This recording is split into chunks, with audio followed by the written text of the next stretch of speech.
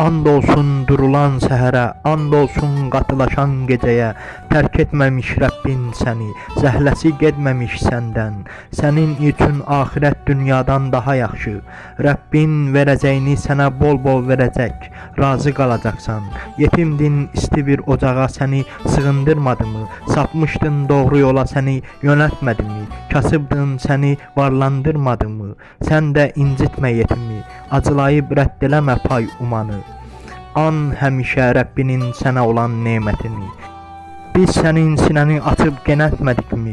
Yükünü üstündən götürmədikmi? Bükmüşdü bu yük belini, adını sanını ucatmadıkmı? Yüngüllük gətirər hər çətin iş.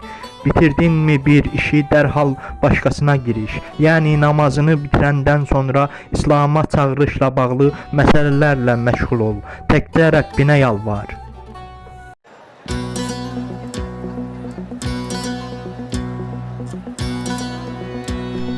Hacda dönen tüm hacılar, döneriz biz hak aşkına, Ali Muhammed aşkına.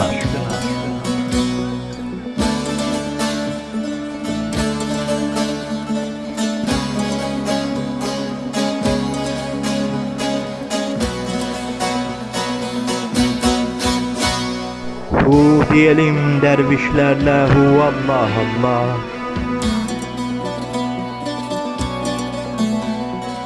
Hu diyelim dervişlerle, hu Allah Allah.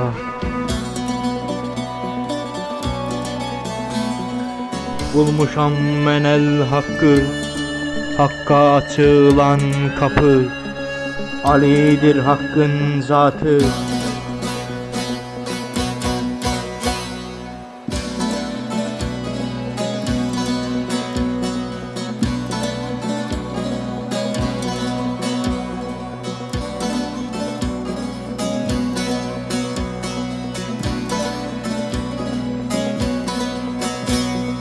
Ali'dedir tüm hakikat.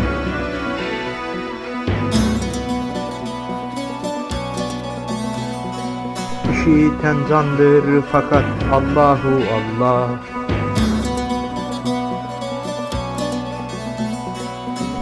Her asırda geldim geçtim insan sıfatından. Kimi Ali dedi, kimi Meryem oğlu İsa.